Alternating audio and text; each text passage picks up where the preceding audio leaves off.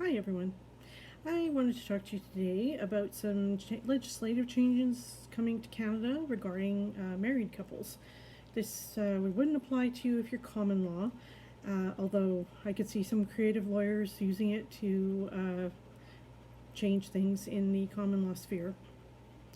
But if you are legally married, you need to know that there is a new Divorce Act coming. It was supposed to come in July 2020, but because of COVID, they have now delayed that until March of 2021. So if you are separated prior to March 1st, 2021, the current Divorce Act would apply to your divorce. After March 1st, 2021, then the new Divorce Act comes into play. This Divorce Act has an interesting twist related to relocation of parents.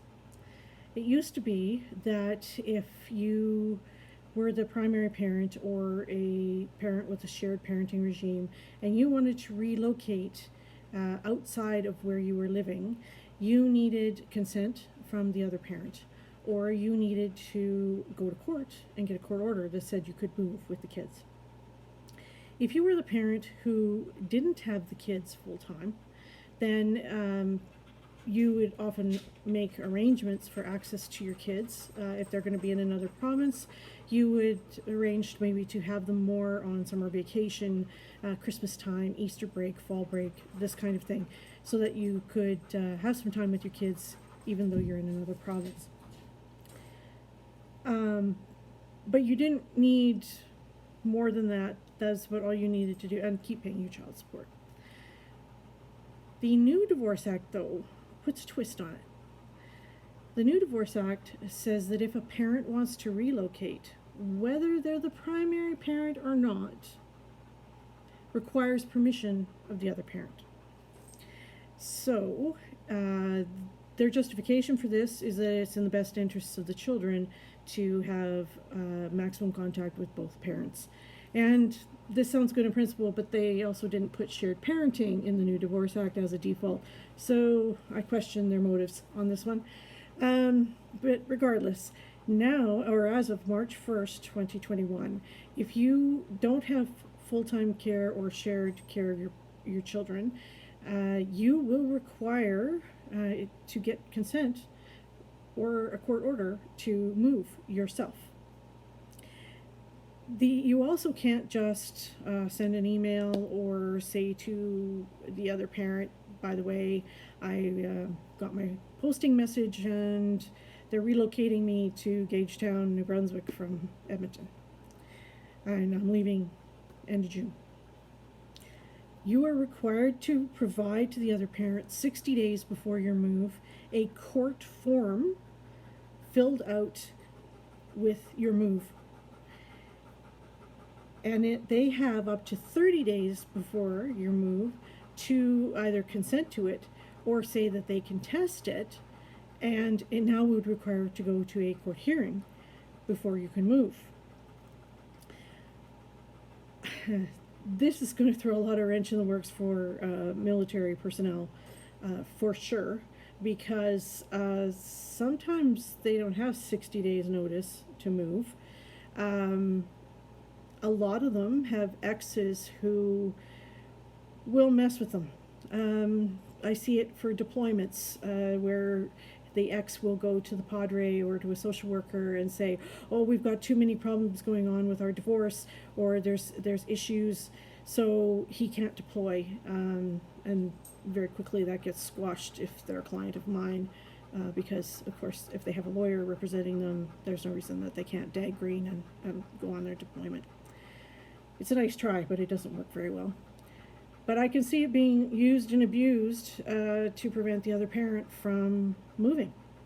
Same with anyone who is working for a multinational or a corporation that works across the country, and they want to relocate you to another place. And now your ex has the power to say, no, I don't agree, and we need to go to court. You're going to have court costs, you're going to have lawyer costs, you're going to have the delay.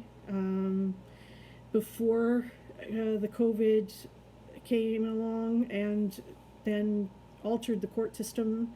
We were already months, year behind for hearings, and now we don't actually know when things are going to get caught up and when we can get back to a normal schedule.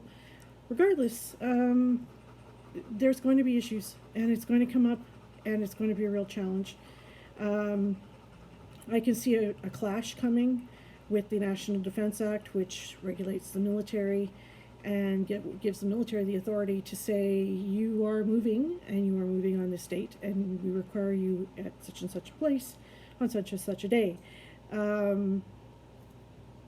You've got that authority, and then you got the Divorce Act that says, well, no, hold on a minute. They're going to have to tell their spouse in a formal way, and their spouse has the right to say, no, I don't think so. So it's going to be a good question of what happens when you've got two pieces of legislation butting straight into each other. It can sometimes go all the way to the Supreme Court of Canada for them to have to say to the government, you need to figure this out and see what's going to happen.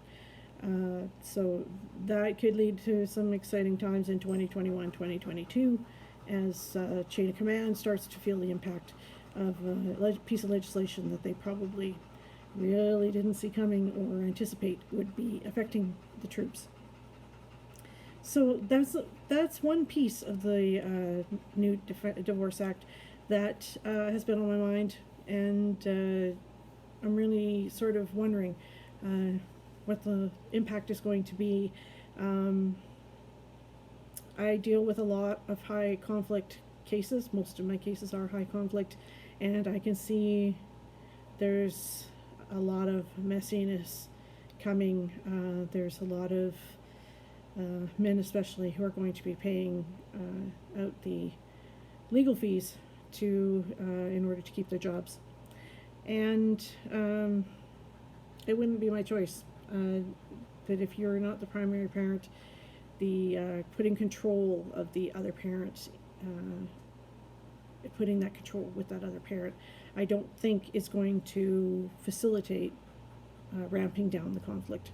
And certainly I can see it being abused, and it's going to be interesting to see how the legislation gets interpreted by the courts and what the eventual outcome will be. So that old